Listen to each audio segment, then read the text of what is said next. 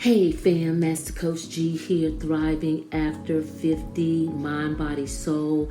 And in today's episode, I am going to be talking about the importance of good, healthy habits. Developing good habits can improve your health because most of our daily healthy outcomes are shaped by what we do consistently, not occasionally. This is Master Coach G, and I will see you on the inside. Hey fam, Master Coach G here, thriving after 50, mind, body, soul, and happy new year, happy 2026. It is the very first Thursday of 2026, and I am coming in hot, okay? Let me just say that like Dr. T, my good friend say, Dr. T, she always say, you coming in hot, coach. I'm going to come in hot today, okay?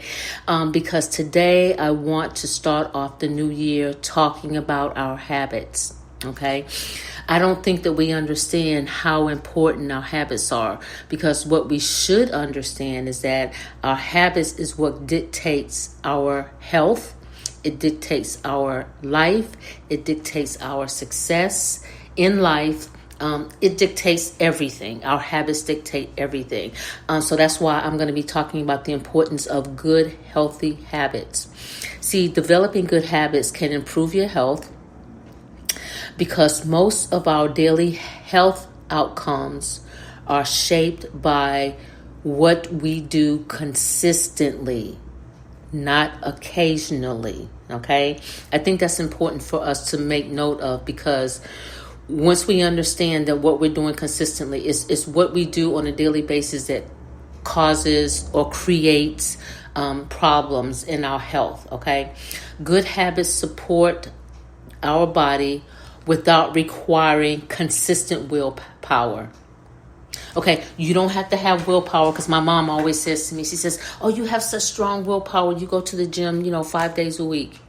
No, it's not about willpower. This is strictly about a habit, okay? And the reason why I have developed this habit is because I wanted to improve my quality of life. So when your actions, like what you're eating, if you're eating balanced meals, if you're moving and exercising, whether it's dancing, swimming, biking, hiking, it doesn't matter. Whatever the physical activity is that you like, just move, okay?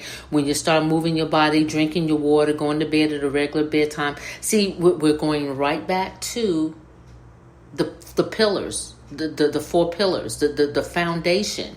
Because again, you cannot get away from the four pillars. I don't care what you do. I don't care what you say. The four pillars are so vitally important to good health. And once you develop these four pillars and develop good habits in these areas, number one is your sleep. When you develop good sleeping habits and you get good quality of sleep, when your nutrition and your diet is on point, when you are hydrated, where your body should be, because everybody's different. So if you weigh 100 pounds, then you should be drinking 50 ounces of water a day, okay? And the last thing is, of course, is the exercise. We have to understand that those four pillars are never going to go away. You're going to always see them, and you're going to always hear about them in almost every single podcast that I record. Every single one of them. You know why? Because that is the foundation to wellness, okay? Your body gets what it needs, and it functions well whenever you have these four pillars.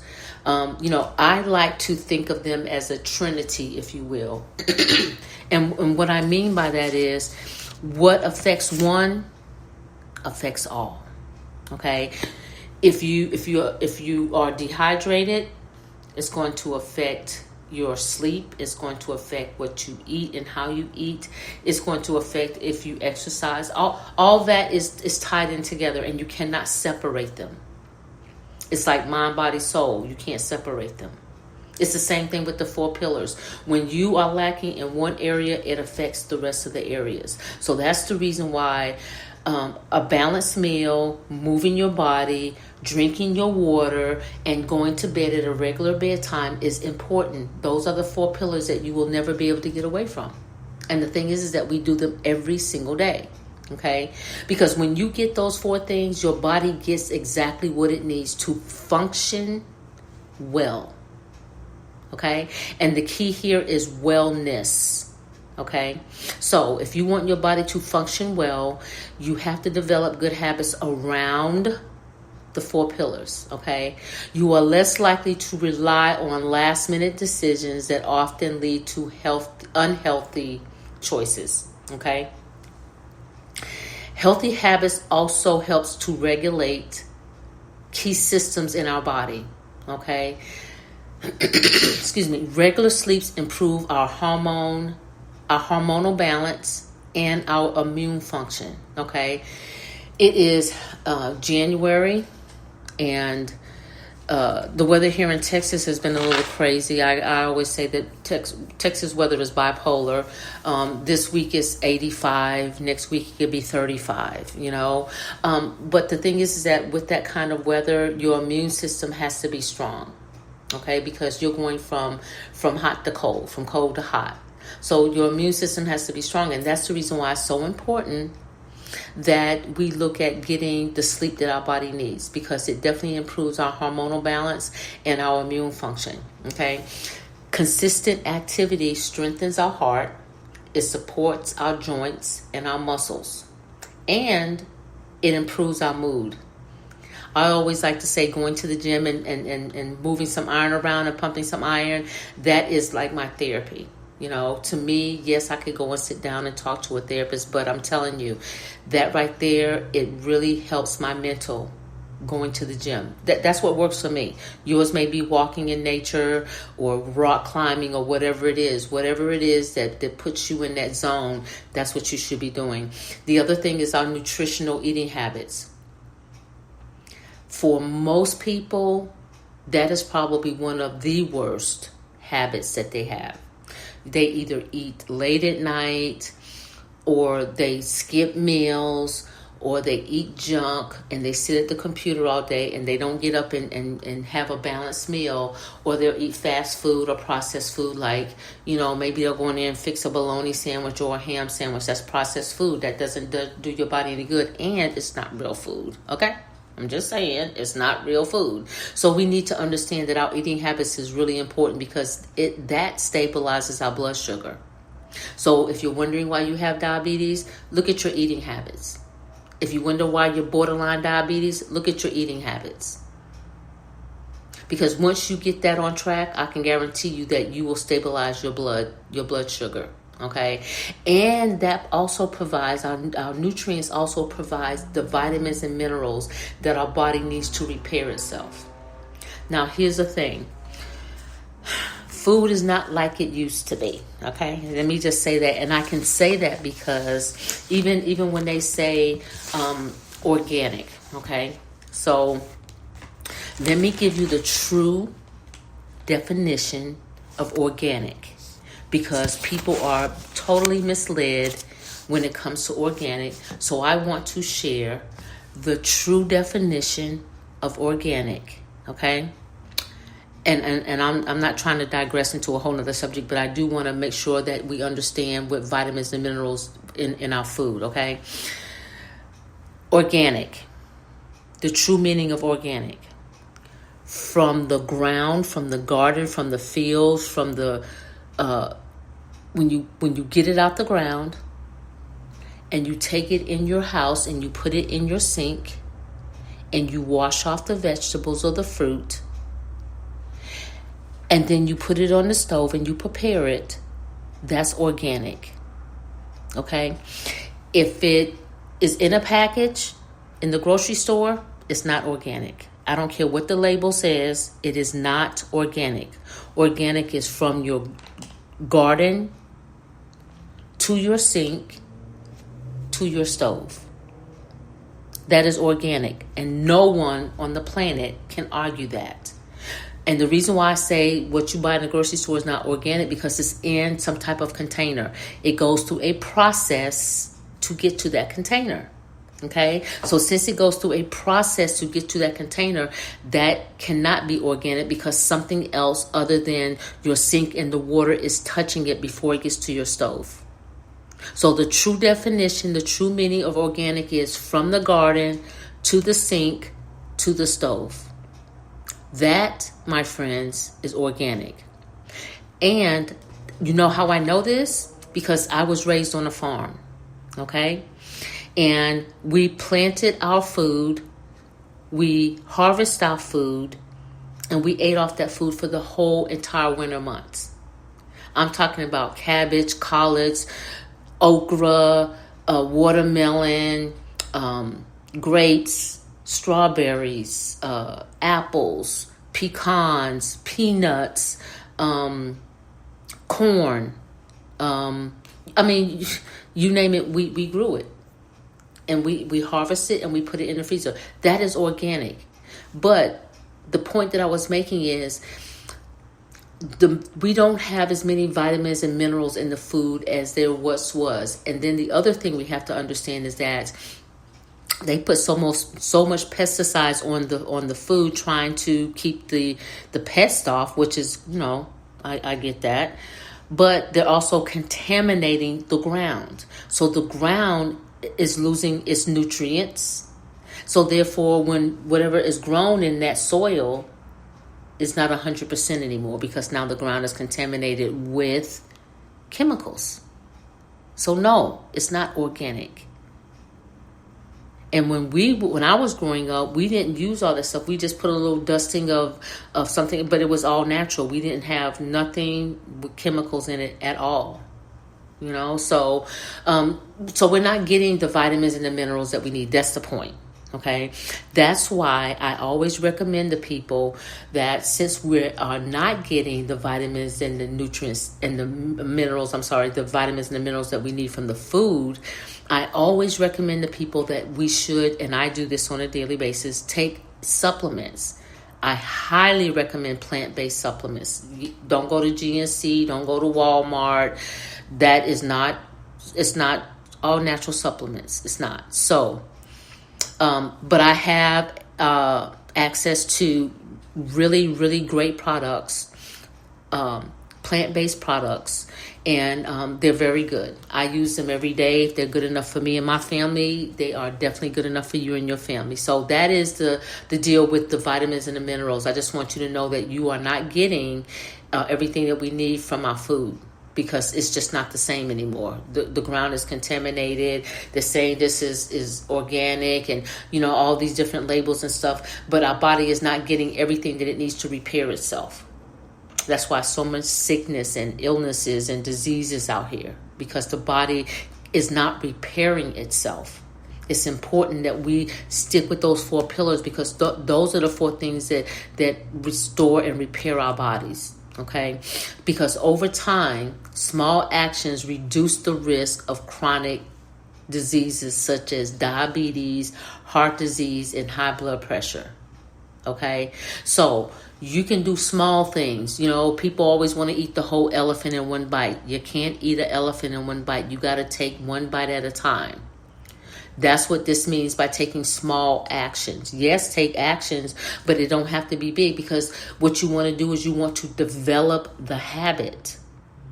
So you do something small. So let's say that you don't eat a lot of vegetables, but you want to start eating a lot of vegetables. So what I would say to you is, if you eat vegetables maybe once a week, okay, then what I will say is then add another day to that. Okay, we ain't got to break the bank. Just add another day.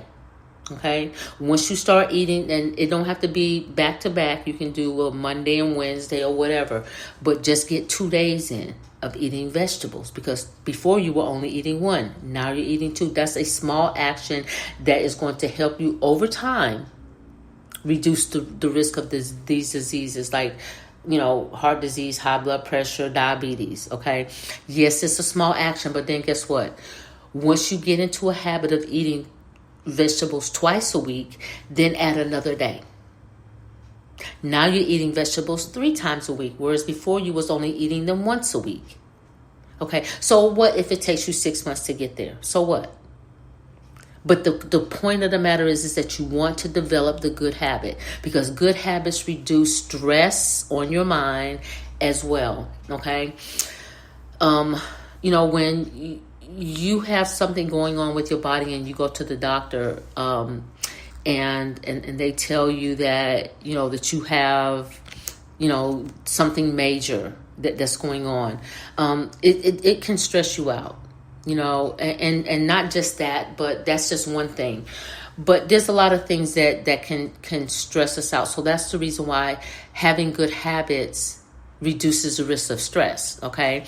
And I can say that personally because I go to the gym, and my good habit of going to the gym reduces my stress level, okay?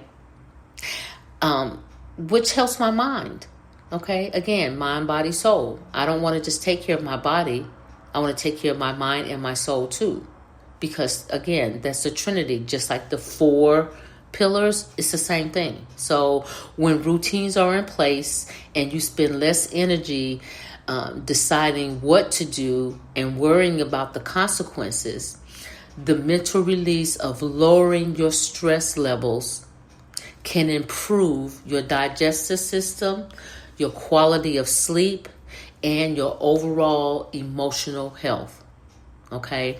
Now, when you talk about emotional health, this is just me, just from doing my own research and my own conclusion. And, some people may disagree with me. My opinion, as a certified lifestyle and wellness coach, my opinion is, if we become emotionally unhealthy, it is so easy to step over into being mentally unhealthy. Let that marinate in your mind for a minute, because I honestly believe that when they say that someone is mentally ill or mentally disturbed, I believe that they dealt with a lot of emotional trauma, and didn't get that handled, and it just escalated to the mental side. So now you've gone from being emotionally unhealthy to now being mentally unhealthy. So that's just my take on it. That's just from doing my own research. But again, that's the reason why we have to do what is going to reduce our stress level. And good quality sleep is one of those things that help our overall emotional health. And that means that we will be mentally healthy. Okay. So finally, habits compound. Okay. So if you start with 1 vegetable a week, and then you grow that into 2 vegetables a week, into 3 vegetables a week, and so on and so forth, that's compounding. And that is a good, small, positive action that when you repeat it daily, it adds up to noticeable improvements over months and years. Okay? 1 short walk a day, walk out the door, walk in any direction, 15 minutes there, 15 minutes back, and you just walk 30 minutes. Nice short walk. It can lead to better breathing habits. It can lead to better sleeping habits. It can lead to better eating habits, better hydration. So you see how it all works together? So one little small thing, a little short walk, 15 minutes out the door, 15 minutes back home, you're good to go, okay? A consistent bedtime, that's something else that's really, really, really important. I have a very consistent bedtime. It leads to a deeper sleep when you have the bedtime every single night. So here's what I do, okay? Just in case you're not getting the sleep that you need. And of course, this is something that you have to develop. It takes time. You have to practice this, okay? But if you want to get good quality of sleep, this is a good way to do it. An hour before my bedtime, around 7 o'clock, because I'm usually in bed by 8. Well, I'm in bed by 7, but by 8 o'clock, I'm like really shutting everything down. So at 7 o'clock, I shut everything off. I just have some quiet time, releasing the things of the day, putting things in order for the next day. Because I don't want to carry that over. So I take that hour to kind of get things in balance, reflecting and, being accountable for what did or what I didn't do, what I need to carry over. So those are the things that I do. I do that. And once I get done with that, then I start to relax my mind. I start to relax my body. And I go through this. It's a routine that I go through. And it's just basically some deep breathing exercise while I'm laying in bed. And I just start with my scalp, and I just, relax my scalp. I relax my face. I just go down to every single body part. And most of the time, I don't get to my feet. Most of the time. I mean, I work my way all the way down my body with my muscles, but I rarely get to my feet because I'm asleep by then. But the other thing that I do that I think is important is I wear a eye mask. Okay. For me, it works for me. I get the best sleep ever with my eye mask on. So I would recommend that you try that. It may be a little awkward at first, but if you go through the routine of having 1 hour before it's time, your bedtime. So let's say your bedtime is 10 o'clock. Okay. And of course we should be getting 7 to 9 hours a night, 7 days a week. But let's say your bedtime is 10 o'clock. So by 9 o'clock, you should be shutting down the computer, shutting down the phone, no more scrolling on social media, no TV, just you and time to relax and unwind.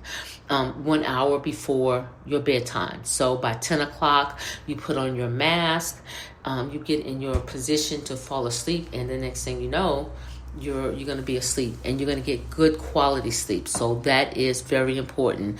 So you want that to lead to a deeper sleep, and that is one of the things that I do to get good sleep. And these are changes that gradually happens. They often become more effective and sustainable,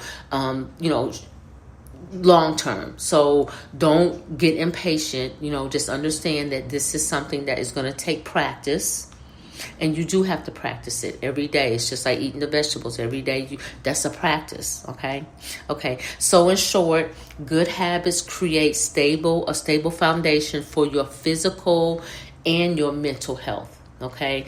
It makes it easier for your body to be balanced and resilient over time. And that's exactly what we want. We want the longevity. Okay. That's what I have for you today. I hope this episode has added value to your life. If it has, please share it with somebody that it may be a benefit to as well. And also subscribe to my channel, and so that every time I drop a new episode, you will be notified. But before I get out of here, I got to give a shout out to all of my listeners and say thank you so much. I appreciate you all around the world, here in the United States, Canada, Australia, Russia Federation, China, Mexico, Belgium, Ireland, South Africa, Brazil, Nigeria, United Kingdom, Germany, France, Bangladesh, Ukraine, Kuwait, India, Hong Kong, Dominican Republic, Philippines, Barbados, Saudi Arabia, Spain, Japan, Netherlands, Pakistan, Indonesia, Portugal, Peru, Singapore, Samoa, Finland, UAE, and Lithuanian. I appreciate each and every one of you for listening. Thank you for joining me here on Thriving After 50. This is Master Coach G. Happy New Year. Welcome to 2026. Let's make this year a great year and change some habits. I will see you on the next level.